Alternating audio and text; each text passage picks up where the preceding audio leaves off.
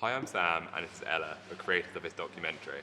Diet culture in our society is a problem, with the public being sold the idea that perfection is possible. Ella and I have both had significant weight losses and know the struggle beyond weight loss. We've discovered that a number on the scales cannot define our happiness. And with that, here is Beyond the Scales. You're reading a magazine when you're eating. You will eat more. Well, fitness influencing is big money, but not all trainers are created equal. Models continue to be wildly thinner than the average person. Kate Moss gave Twiggy a run for skinniest model of all time. Oh, is that in the beginning you think you're losing fat?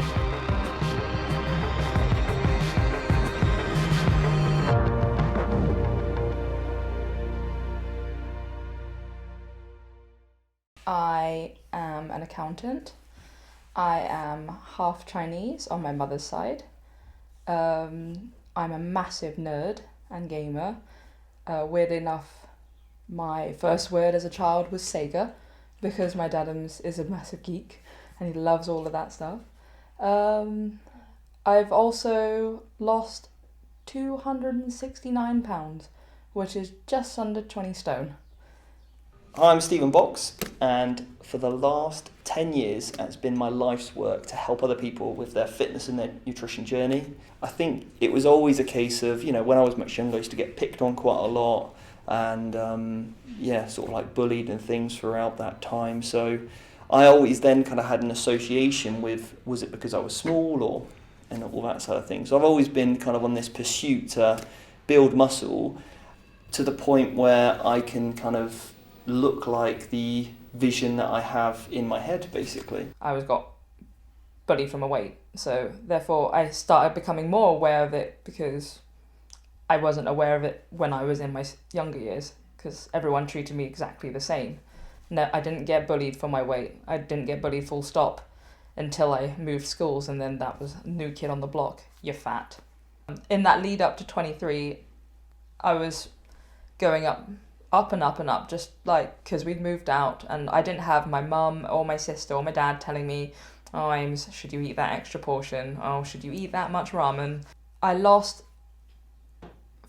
4 and a bit stone by myself, but I was, chicken salads or mackerel salads and very restrictive, and I was just crawling up the walls hungry, because I was like, I'm going to be fit. I'm going to try and be fit for the wedding. I'm trying to lose as much weight for the wedding and to look nice in my size 26 wedding dress that I'd ordered from some random Chinese website, because I just did not want to go through that wedding dress fitting, nor that there would probably be a wedding dress out there right now.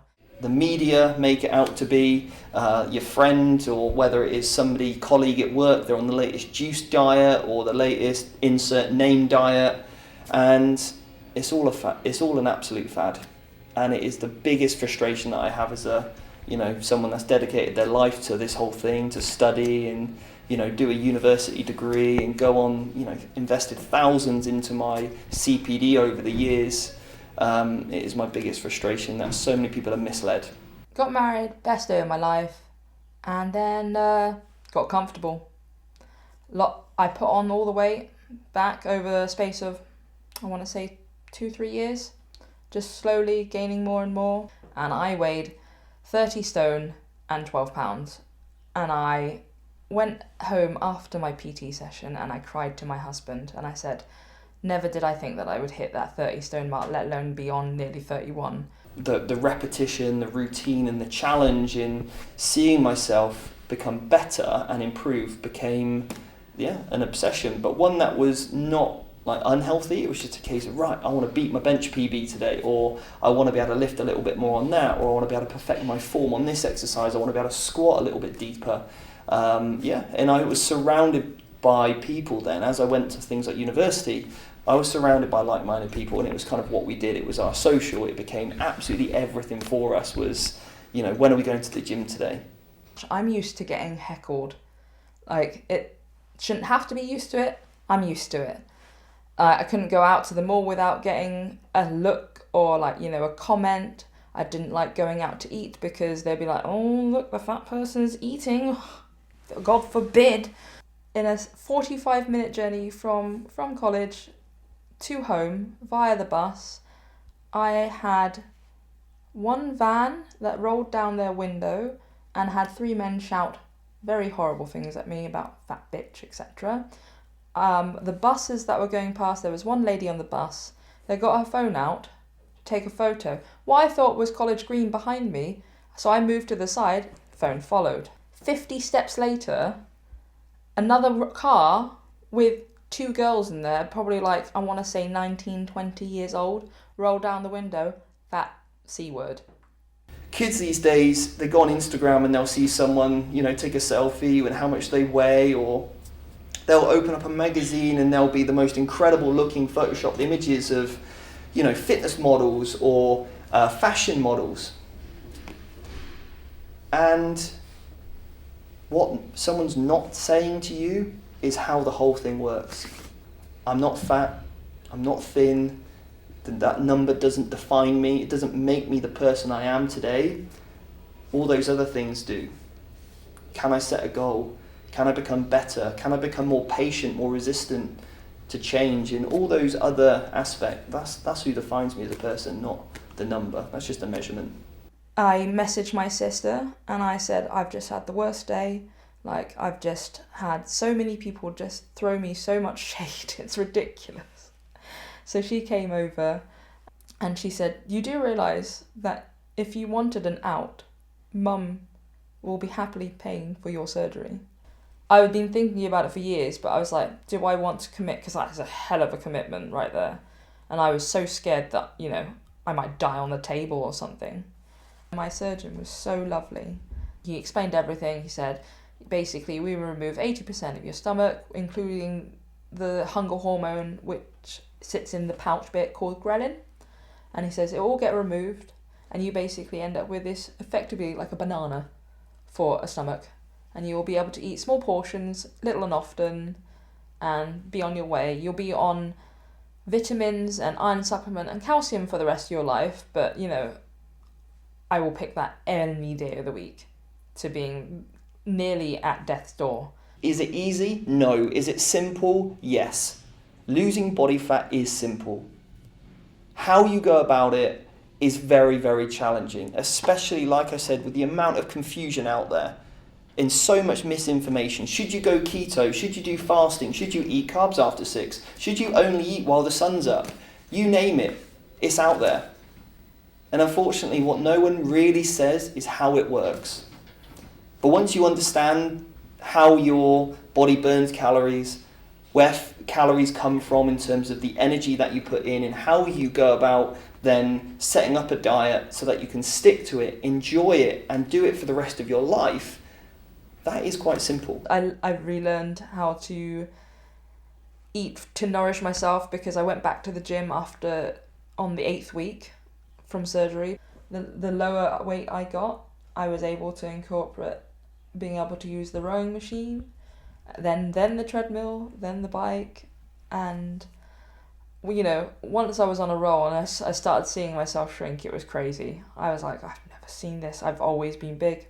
I've always had a tummy. I've never been a slim person. The biggest thing about training and nutrition and why I compete in bodybuilding is because I want to be able to set a goal, and I want to be able to then not only have a goal, but I want to lay out a process.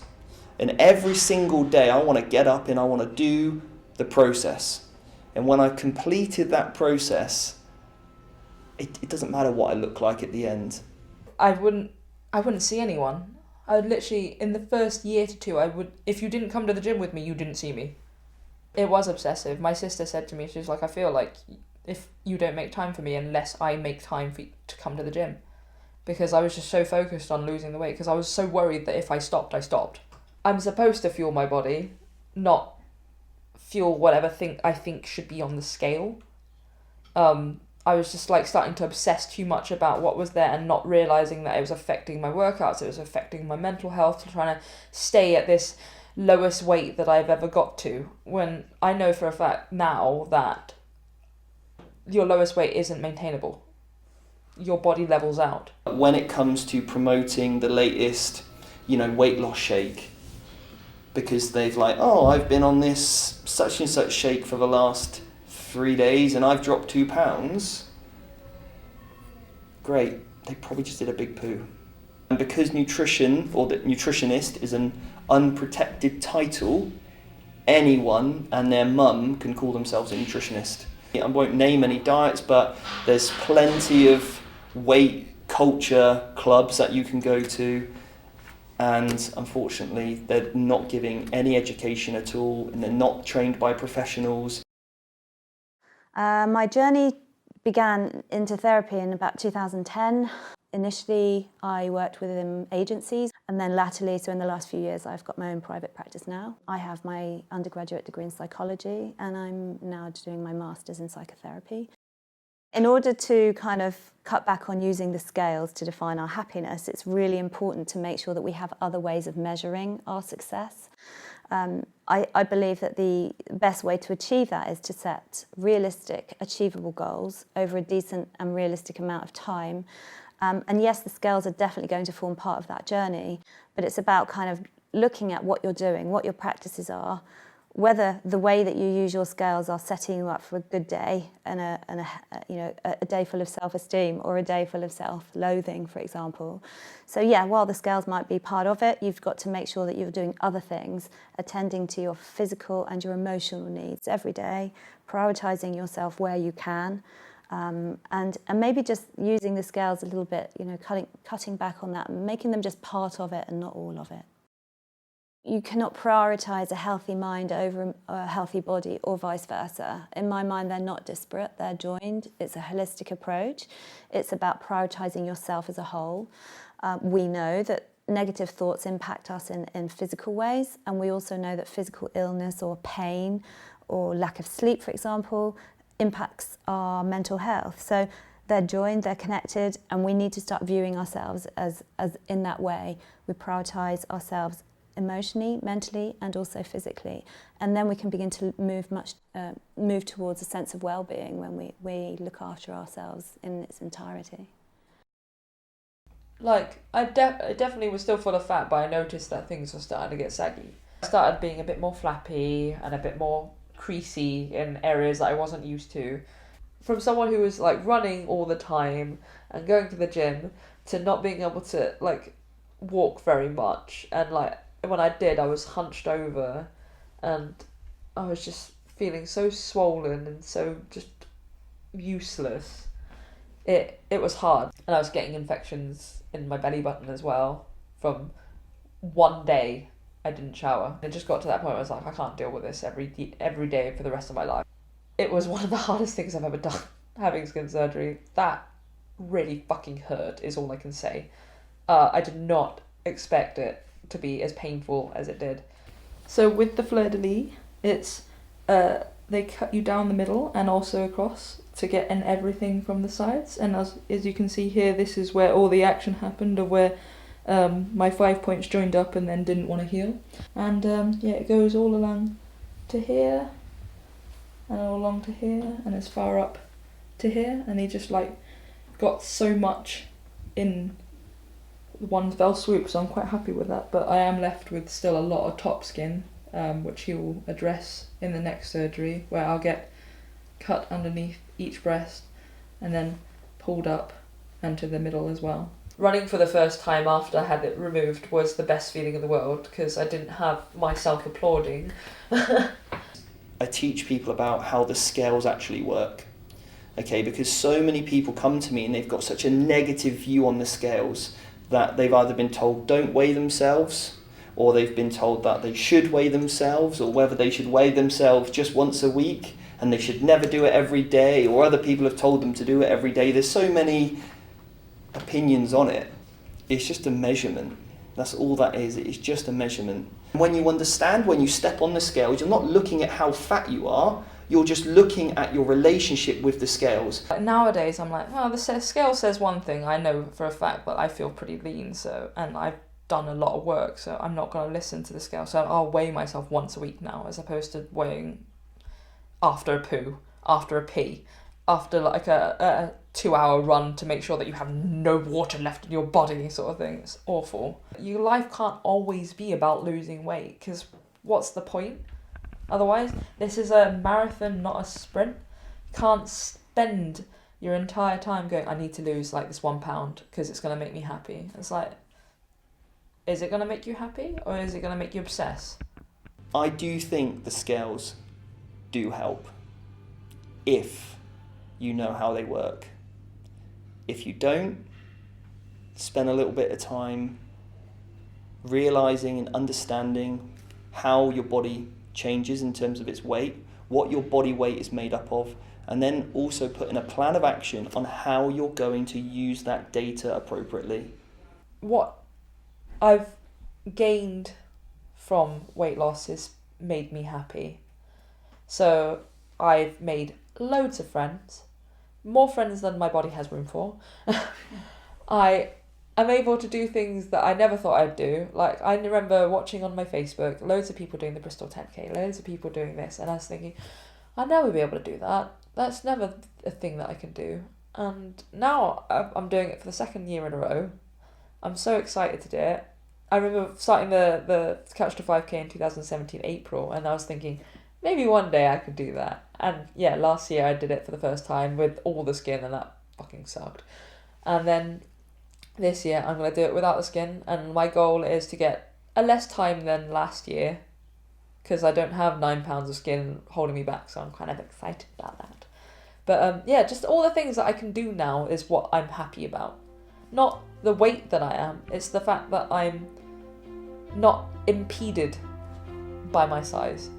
I am still the same person, but I get to do everything that everyone else gets to do.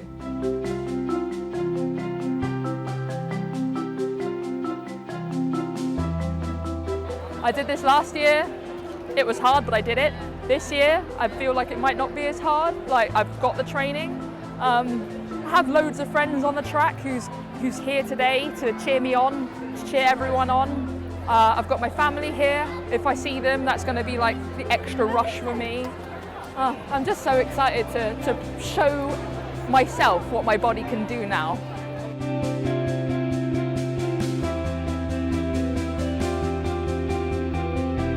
Absolutely amazing. I got 2.5 minutes personal best on not only this 10K, but like my 10K time in general. Got 1 hour, 3 minutes and a second, so I'm so happy. When I first started doing this, I went on the cross trainer, did 10 minutes, and then I lifted weights. And I didn't expect to lose a lot of weight, I just did what I did. I didn't go on Instagram and compare to myself. I just kept my head down, lost what I lost, and worked on what I did. And if I got better, then that was a bonus. I didn't compare myself. That is the worst thing that I could ever say, is comparing yourself to another person. Is reaching a number on the scale an indicator for success? Yeah, for some people. It is for some. But those people are, for example, a powerlifter or a boxer that's got to make a certain weight to actually compete in a sport. But if you're not one of those people where the weight actually dictates your success, then no, it doesn't determine anything. It doesn't determine how successful I am as a person. It doesn't define me. It is just a way to manage and measure my progress. I'm not planning to lose weight anymore. Whatever I lose is a bonus. I'm in the maintenance mode. I'm happy where I am. I'm happy at the weight that I am.